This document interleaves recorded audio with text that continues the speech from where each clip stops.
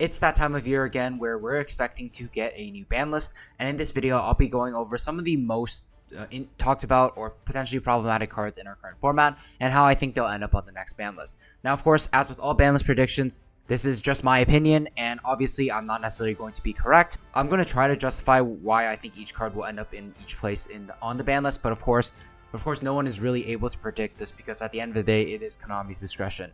So do keep that in mind. Let's start things off with the hand traps that I think are talked about the most. The first one's going to be Dimension Shifter. I feel like there's no reason to keep this card in the format. This card probably should have been banned many years ago. Like, the fact that it's still a 1 just means, okay, that 1 in every 10 games roughly with a player with this card is just going to auto win the game. And because there's so little counterplay to this card, I feel like there's no reason for this to remain in the game at all. It's also like an old card as well, so I don't think it's helping Konami sell any new products. That's also something else that they'll likely factor in as well. A card with a little bit more discussion around it though is going to be Droll and Lockbird. A lot of people have been calling for it to go down to 1 and then maybe eventually ban, sort of following what the OCG is doing right now, where it has Droll and Lockbird at 1. I'm not going to really get into the discussion too much in this video, but personally, in my opinion, I feel like it's totally fair to hit Droll and Lockbird down to 1. This card is one of the best hand traps that we have in the game at the moment, and a lot of the times, it may not even be enough to stop the opponent when going second, but when you have it as a card going first on top of your entire end board, there's just really no chance for a lot of decks to play.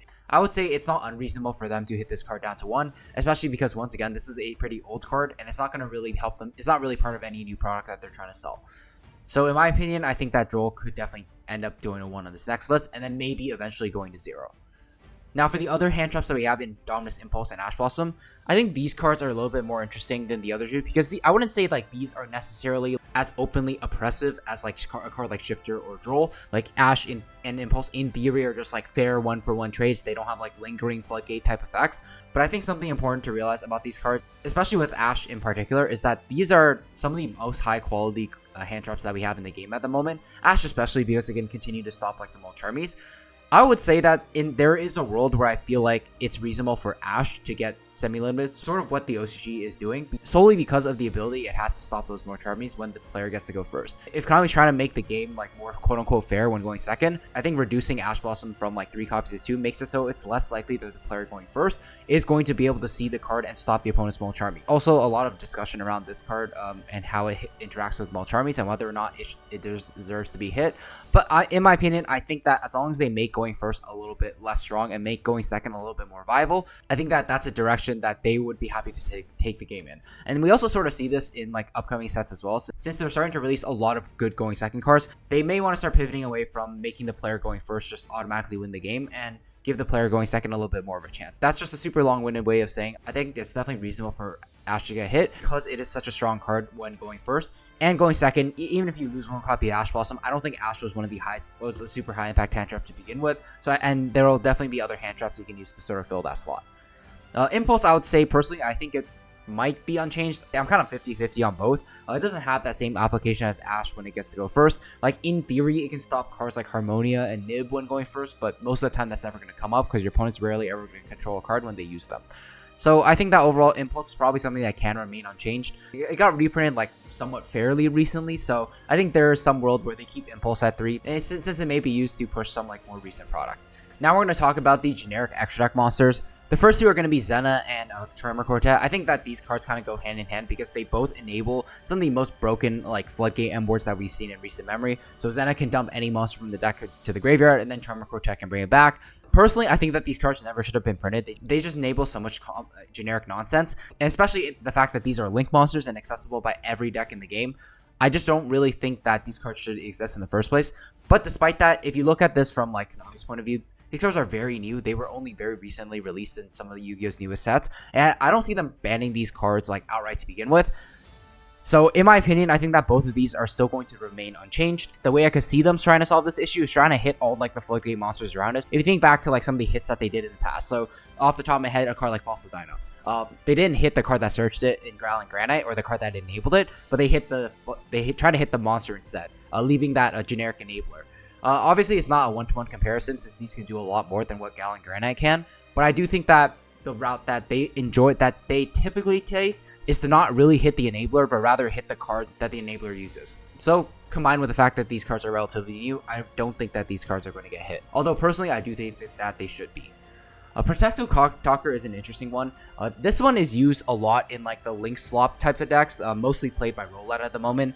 The way the combo works is like you basically put a link 2 and a link 1 in the grave throughout your combo. Protectcode Talker basically gives you additional 3 link materials somewhere throughout your turn, which makes climbing into cards like Zenna and Zenna Quartet incredibly easy because they're so generic and they only require 2+ monsters. I definitely think it's reasonable for this card to get banned. This is sort of reminds me of a card like Link Decoder that we had in the past. Like, yeah, it's not outright broke. It doesn't seem like outright broken on paper, but I think that it's a very integral part of like the combo slop that's like sort of at the forefront of the metagame at the moment. And given the fact that this card is also a couple of years old, I don't really see a reason for them to keep this card around, especially if they're not trying to hit decks like Roulette since it just came out. I think that a solid way to make it so that deck's a little bit less strong is to hit the Protectcode, making it so they're less able to access those like crazy link combos throughout. I think that deck can still probably do some broken stuff like this, but I think hitting Protectcode just makes it so those link slop decks and down the line are not able to be as strong as they currently are. Next generic extra deck monster that I think is worth talking about is going to be Zalen.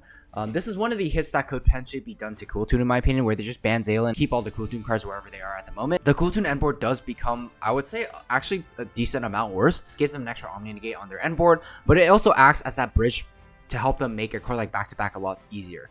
So without a card like Zalen, while the deck could still make back-to-back, it still has Omni Negates with like TCGam, Rotary, Searching, Manate, and Reframing. I think that the deck losing Zalen could actually be a big enough hit to make it so the deck is a little bit easier to deal with. But I did think it was worth talking about because I think it's in an interesting spot where it's low enough rarity to where like people won't really care if it gets hit, but also it's a different way to approach like the Cool Tune deck instead of just hitting its consistency. Albion the Branded Dragon, this would be a hit to basically just the Branded deck, because I don't think they're ever banning this card. At most, they would just put it at 1. But in my opinion, I don't think that they're going to do this at all. Not only because Konami loves Branded, but also because the Branded deck kind of just been automatically like power corrupt or checked by like the Roulette deck. That the Branded deck just has such a poor matchup into Roulette that I think it's naturally started to fall off a little bit, and it just isn't seeing as much representation as before. But also, even disregarding that, I think that Branded as a deck, ever since they got rid of like the cards you can give your opponent to like floodgate them out, I think the deck, honestly, if Branded is the best deck that we have, I don't think that's a terrible place for the metagame to be in. This is sort of encroaching on like the mid-range versus combo discussion, which I'm not going to get into. All this is to say is I don't think the Albion is going to be changed at all. I think if you were to hit Branded, you could hit it to 1, but I think it's very unlikely for them to do so given the state of our current metagame. For Varudras, on the other hand, I think it's going to be a different story. This card is mainly used in the Power Patron decks at the moment. Not only does it let them put in an Omni Negate early to protect against cards like Nib, it's just a generic Omni Negate that every Power Patron deck can make on their end board, and Power Patron is one of the best decks that we have at the moment. Now, is this like the biggest problem card in Power Patron? I don't think so. I still think that as long as we have like Zenna or Charmer, like Quartet, Power Patron can still do some disgusting things. But I do think that it is a step in the right direction to start hitting these generic extra deck monsters. I think that because they have been phasing out like some generic like extra deck Omni Negates like Baron a couple of years ago, for example, I definitely think that it's reasonable for Varudras to be banned as well. Again, I don't think this card is like degenerate by any means, but it does make it so like when you're going against those like rank 10 decks, you're pretty much always going to see a card like this on the end board, and it can make it a lot harder to go second. Now, a card I definitely think, without any argument, needs a ban is going to be Cyframe Omega. This card is being played in a lot of Elf Note variants, and the fact that Elf Note already has a hand loop in Tinia just makes it so when you go second against that deck, it's almost impossible to win, even if you have like a really good handful of like Breakers and Engine. As long as these hand loop cards exist, board breakers are just significantly worse, because if you let your opponent do their full combo, you're losing a significant chunk of your hand before you even get to play. And given the fact that like there's that new Church Law monster coming out that the Elf Note deck is already using the OCG, I think that Omega is definitely Omega's time to go. It's not only a super old card that isn't really selling any like sets at the moment. I also think that like hand looping is probably something that they want to get out of the game, especially if they're trying to push those new board breakers into upcoming sets. So Omega, I definitely think, is probably the most likely out of like all of these cards to end up on the ban list. Next up, we got Gustav Max. Even though the Gustav Max isn't really used in like too many decks, it does enable like any rank 10 like train deck or Power Patron deck to go for like an FDK. And I think that there's just no reason for this card to... I just think there's no reason for that to exist in the game at the moment. I think it's very reasonable to just put this card as 1. Just to put this card at 1, so you can still play it to rank up into those like bigger train XYZ monsters, but you don't have enough copies to like FDK your opponent. it's not going to affect the viability of Higher Patron or Train because they don't need to do those combos in order to win the game. But it does make it so the going second experience is a little bit better and makes it so there's one less FDK running around. All right, the next cards I'm going to talk about are like sort of the generic floodgate monsters. So I think the two biggest ones at the moment are Kristya and Spell Canceller. There's really no reason to keep them in the game. They're not part of like any like normal strategy that isn't trying to like FDK you, and especially if they're not removing the enablers like Zenna or Zenna Quartet. I think that hitting these cards is definitely a route that they would be willing to take. Obviously, there are still other floodgate monsters that could end up replacing these, but I think that these two are definitely the most popular and problematic ones that we have at the moment. It's definitely pretty reasonable, I think, in my opinion, for these cards to end up banned on the next list. Next, I'm going to be talking about some of the more generic staple cards. The first one's going to be Called by the Grave, and I think this one's in an interesting spot because I think, again, this benefits the player going first so much more than the player going second. Yes, there's an argument where Called by the Grave can be used going second as a breaker on like some cards, like for example, I think like Ilya Sylvia off the top of my head is something that could be stopped with this. I just think that when you get to go first, and again, you are already at a huge advantage, when you have all these extra ways to stop your opponents, like going second cards like Charmies from resolving, it just makes it so that going second is almost impossible in this format. So in a similar vein as Ash Blossom, I could see this card just getting banned. Again, it's also a super old card. It's not really selling any new sets. As long as going second sort of requires you to draw hand traps, like I don't really see a reason for this card to stay in the game. Next up, we got F&V. I think people have been calling for it to get hit because it is used in like so many different decks, but I personally don't think that's like too much of an issue, especially if it's a card like Fallen in the Virtuous.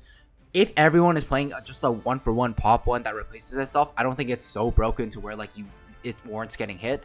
It's also, I think, a fair check to the rollout deck that we have at the moment, and because I think they're very unlikely to hit that deck, I would say it's pretty fair for them to keep like a pretty easily accessible counter in the metagame at the moment. So overall, I would say that personally, I don't think FMVs needs to get hit at all, and I don't think they're going to do it either. The first one's going to be Dimensional Fissure. This is just one of those like going first floodgate cards. You can activate it, and then if your opponent has no out, you pretty much auto win the game. I don't really think like cards like that should exist in the game, but again, I'm not really going to get into that discussion in this video. But Dimensional Fissure also has that extra benefit where like it is a spell card, meaning if you can play it and actually combo under it, it actually does stop some interaction for your opponent going second. The biggest things I can think of are probably cards that like require you to discard to the graveyard, so cards like Veiler. Even against a card like Harmonia, it can prevent those monsters from getting sent to the graveyard and making Harmonia a lot worse of a card too. So the fact that not only is it a floodgate, it can also sort of enable your going first even more for certain decks.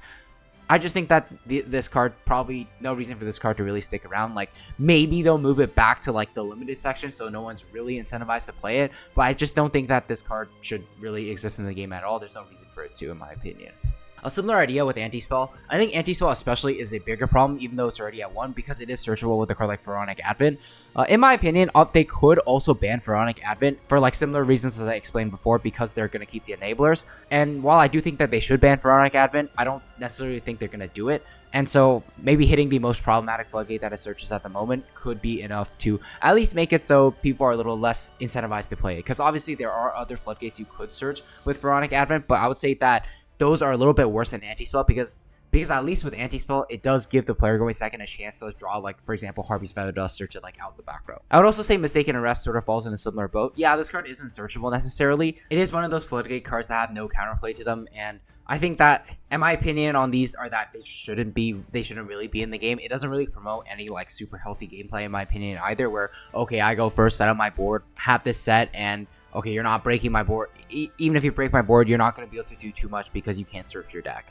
So all of that is a long-winded way of saying I think this is very reasonable for this card to get banned. Since I think like one of the best decks that we have at the moment being like Rollout is so new, I personally don't think they're going to hit it at all. They may hit some cards that are used like in the Rollout combos like I mentioned, like Protectcode, but I don't think that they're going to hit the deck directly. So in terms of Rollout hits, I personally don't think that there are going to be any. But Cool Tune on the other hand, since it has been around for a while now, I think this is the first list where it's going to receive some hits. And I think the easiest thing to do is just put Rotary to 1, Cool Tune Synchro to 2. I think that this is a hit that is perfectly fine for the deck. As we see in the OCG, it's still a very playable deck. It's still a very strong deck, making it so like it's a little bit easier and to actually hand trap the deck, because these cards are like the best extenders in the deck, meaning going second against Cool Tune, you have a little bit more of a chance. I think this is probably all the hits that they need to give to the Cool Tune deck, because I think even though it is one of the best decks that we have in the format right now, it's not so dominant to the point where And no, there are no other decks that are competitive. There are so many different variants of decks, so many different variants of like Roulette, for example. Decks like Mitsurugi, decks like Power Patron, they're still very competitive in the current format. So I don't think you need to hit Cool Tune any further than this. Maybe there's a world you could argue to ban Synchro Overtake, but I personally don't think that they're gonna do that. Now for the Power Patron cards, Terminus I think is one of the best is obviously one of the best starters in the deck. But in my opinion, as long as they actually do some of the hits here where they hit like Varudras and they hit the Floodgate monsters, it will be a sufficient enough hit to the Power Patron deck, in my opinion. Especially because even no matter what variant of Power Patron you're playing, whether that be like the pure version, the version where you're trying to floodgate out your opponent, I think that there is enough counterplay in the format already in terms of cards like Fua, for example, or like breakers like Sphere Mode, where you don't really need to hit the deck any further if you're banning some of these problem monsters. So as long as one of these hits happens, I feel like you don't really need to touch the Terminus at all.